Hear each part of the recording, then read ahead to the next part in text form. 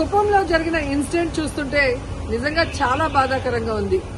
CM Chandrababu Naidu గారి సొంత నియోజకవర్గంలోనే ఇలా జరుగుతోందంటే రాష్ట్రంలో మహిళలకి ఏమాత్రం భద్రత కల్పిస్తున్నారో ఒకసారి రాష్ట్ర ప్రజలు ఆలోచించగలరు. ఎందుకంటే చంద్రబాబు నాయుడు గారు అధికారంలోకి వచ్చిన తర్వాత ఇది ప్రజాస్వామ్యమా, రెడ్ బుక్ రాజ్యాంగమా అనే అనుమానం కలిగే విధంగా ఈరోజు రాష్ట్రంలో ప్రతిరోజు కూడా మహిళల మీద, బాలికల మీద దాడులు చేయటం, అత్యాచారాలు చేయటం, హత్యలు చేయటం, చెట్టుకు కట్టేసి కొట్టడం, ఇవి ఏ రాష్ట్రంలో అయినా జరుగుతున్నాయా? ఒక్క ఆంధ్రప్రదేశ్ లోనే జరుగుతుంది అంటే ఇక్కడ చంద్రబాబు నాయుడు గారు గాని, పవన్ కళ్యాణ్ గారు కానివ్వండి, అలాగే హోంమంత్రి అనిత గారు గాని ఎలా నిర్లక్ష్యంగా వ్యవహరిస్తున్నారు, ఎలా మహిళల రక్షణని గాలికి వదిలేశారో అందరికీ అర్థమవుతుంది. మాటలు మాత్రం ఇంత చెప్తారు. అధికారంలోకి వచ్చేప్పుడు ఏం చెప్పారండి? చంద్రబాబు నాయుడు అంటారు, ఎవరైనా ఆడపిల్లల జోలికి వస్తే అదే వాళ్ళకి చివరి రోజు అవుతుంది అన్నారు. మరి మీ సొంత నియోజకవర్గంలో భర్త అప్పు చేశాడని భార్యని చెట్టుకు కట్టేసి కొడుతుంటే మరి మీరు ఏం చర్యలు చేపట్టారు? ఎక్కడి నుంచి వీళ్ళకి ధైర్యం వచ్చిందని నేను అడుగుతున్నాను. మీ పార్టీకి సంబంధించిన తెలుగుదేశం పార్టీ నాయకుడు ఒకడు ఈ అమ్మాయిని కట్టేసి కొట్టడం నిజం కాదా? మరి అతనికి ఎక్కడి నుంచి ధైర్యం వచ్చింది? కొడుకు ముందర, చిన్న బిడ్డ ముందర అమ్మని కట్టేసి కొట్టారు అంటే ఈరోజు పోలీసులు చూసినా భయం లేదు. అలాగే చంద్రబాబు నాయుడిని, హోంమంత్రిని చూసినా మీ పార్టీ వాళ్ళకి భయం లేకుండా పోయింది.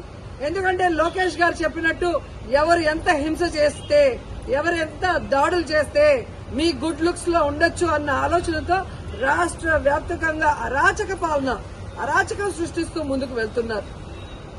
ఈరోజు సిగ్గుచేటు ఒక మహిళ హోంమంత్రిగా ఉండి కూడా ఈ రాష్ట్రంలో మహిళల పైన జరిగే దాడుల్ని అరికట్టలేకపోతున్నారు అంటే ఆవిడ నిర్లక్ష్యానికి నిదర్శనం కాదా?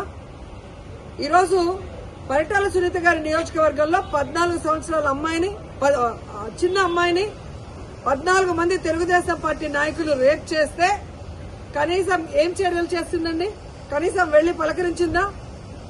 అలాగే అనంతపూర్లో ఒక గిరిజన ఇంటర్మీడియట్ స్టూడెంట్ ని చంపేస్తే పోలీసుల నిర్లక్ష్యం వల్ల అమ్మాయి చనిపోతే అక్కడికి వెళ్లి హోంమంత్రి ఏమైనా చర్యలు చేపట్టిందా? మళ్ళీ గొప్పగా ఎన్నికల తర్వాత చెప్తుంది చంద్రబాబు నాయుడు ముఖ్యమంత్రి అయ్యాడు కాబట్టి ఇక ఆంధ్రప్రదేశ్ లో మహిళలంతా గుండెల మీద చేతులేసుకుని ప్రశాంతంగా నిద్రపోవచ్చని భారీ డైలాగ్ కొట్టింది. కనీసం కుప్పంలో కూడా మహిళలు ప్రశాంతంగా పడుకునే పరిస్థితి లేకుండా పోయింది. ఈరోజు ఆవిడ సెల్ ఫోన్ లో ఏ విధంగా వీడియో కాల్ చేసి పరామర్శిస్తోందంటే ఈవిడ అహంకారానికి నిదర్శనం కాదని నేను అడుగుతున్నా. హోంమంత్రి అంటే రాష్ట్రంలో మహిళలకి, ప్రజలకి రక్షణ కల్పించాల్సిన బాధ్యత ఉంది. అంతకన్నా ఏమో పనున్నట్టు బిజీ అంటూ ఇంతవరకు ఒక ఇన్సిడెంట్ జరిగితే కూడా పోయి పరామర్శించదు. తప్పు చేసిన వాళ్ళని అరెస్ట్ చేయించాలన్న చిత్తశుద్ధి ఉండదు.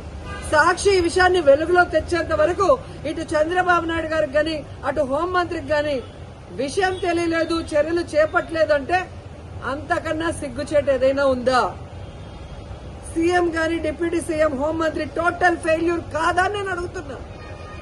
ఇంతవరకు సంవత్సరం అవుతుంది. మహిళల భద్రత గురించి ఏ రోజైనా మీరు ఒక కమిటీని వేసి ముఖ్యమైన నాయకులు దాని మీద డిస్కషన్ చేశారా? మహిళలంటే అంత చిన్న చూపు. ఓట్లు వేసుకోవడానికి మహిళలు కావాలి, కానీ వాళ్ళకి రక్షణ ఇవ్వడానికి, వాళ్ళకి వెల్ఫేర్ చేయడానికి, వాళ్ళని అభివృద్ధిలో తీసుకురావడానికి మాత్రం వాళ్ళు మనుషులుగా మీకు పరిగణలో తీసుకోరు.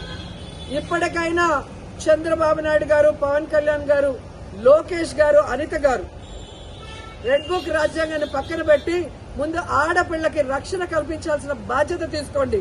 తప్పు చేసిన వాడు తెలుగుదేశం వాడైనా శిక్షించడానికి ప్రయత్నించండి. అంతేగాని టీవీల ముందు కూర్చొని చంద్రబాబు నాయుడు చెప్పాడు కదా అని జగన్మోహన్ రెడ్డి గారిని, భారతమ్మని తిట్టడానికి, సాక్షి మీద కేసులు పెట్టడానికి టైం ఉన్న హోంమంత్రి గారికి నేరస్తుల్ని శిక్షించడానికి టైం లేదని అడుగుతున్నాం. వాటి మీద కాన్సన్ట్రేట్ చేయని హెచ్చరిస్తున్నాం.